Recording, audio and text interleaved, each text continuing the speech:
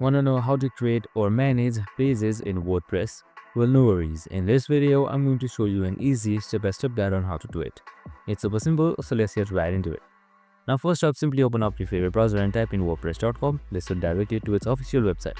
Now make sure you're logged in as well and you have created a site. Now once you selected the site, make sure to open it with admin. So for that, just simply select this three dot right here and then hit towards WP admin. This will open up your WordPress dashboard.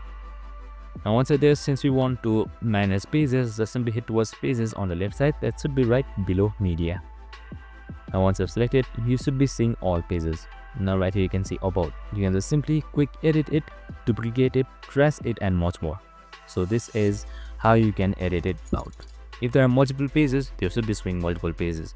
Now if you want to add pages, right here above you can see right beside pages, add page. Just simply select it and this should open an editor.